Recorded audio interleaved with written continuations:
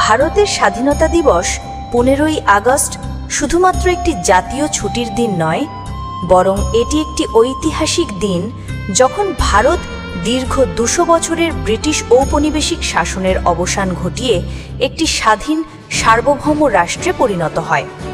এই দিনটি কেবলমাত্র রাজনৈতিক স্বাধীনতার প্রতীক নয়, এটি ভারতের মানুষদের আত্মত্যাগ, সংগ্রাম ও ঐক্যের প্রতিচ্ছবিও বটে। ঔপনিবেশিক শাসনের সূচনা 1757 সালের প্লাসির যুদ্ধের মাধ্যমে ব্রিটিশ ইস্ট ইন্ডিয়া কোম্পানি ভারতের রাজনীতিতে সক্রিয়ভাবে হস্তক্ষেপ শুরু করে। এরপর ধীরে ধীরে তারা বিভিন্ন অঞ্চল দখল করে গোটা ভারতবর্ষে নিজেদের শাসন কায়েম করে। 1857 সালের সিপাহী বিদ্রোহ ছিল ভারতের প্রথম স্বাধীনতা সংগ্রামের সূচনা। যদিও তা পুরোপুরি সফল হয়নি, এরপরই ব্রিটিশ রাজ বা ব্রিটিশ ক্রাউন সরাসরি ভারতের শাসনভার গ্রহণ করে।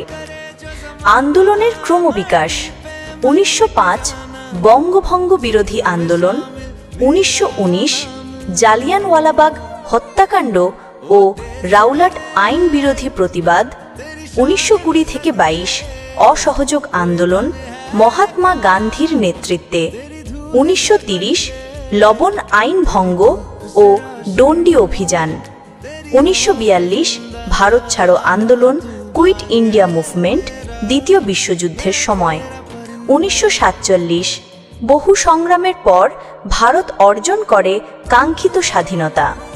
বিভাজন ও স্বাধীনতা ভারতের স্বাধীনতা অর্জনের সাথে সাথে একটি বড় মূল্য দিতে হয়, দেশভাগ। ধর্মীয় ভিত্তিতে ভারত ও পাকিস্তানের বিভাজন ঘটে, যার ফলে লক্ষ লক্ষ মানুষ বাস্তুচ্যুত হয় এবং বহু প্রাণহানি ঘটে। তবে এই ত্যাগের মধ্য দিয়েই গঠিত হয় একটি স্বাধীন ভারতের ভিত্তি। 15ই আগস্ট 1947 ঐতিহাসিক মুহূর্ত। 15ই আগস্ট 1947 তারিখে ভারত সরকারিভাবে স্বাধীনতা লাভ করে। প্রথম প্রধানমন্ত্রী পণ্ডিত জওহরলাল নেহেরু সেই দিন ঐতিহাসিক ট্রিস্ট উইথ ডেস্টিনি ভাষণ প্রদান করেন এবং লালকেল্লায় জাতীয় পতাকা উত্তোলন করেন। আধুনিক প্রেক্ষাপটে গুরুত্ব। আজ ভারতের স্বাধীনতা দিবস শুধুমাত্র অতীত স্মরণ নয়, এটি ভবিষ্যতের জন্য প্রেরণার উৎস। এই দিনটিতে দেশজুড়ে পতাকা উত্তোলন, কুচকাওয়াজ, সাংস্কৃতিক অনুষ্ঠান এবং শহীদদের শ্রদ্ধা জানানো হয়। এটি আমাদের স্মরণ করিয়ে দেয় যে স্বাধীনতা সহজে আসেনি, এর পেছনে রয়েছে অগণিত বীরের আত্মত্যাগ।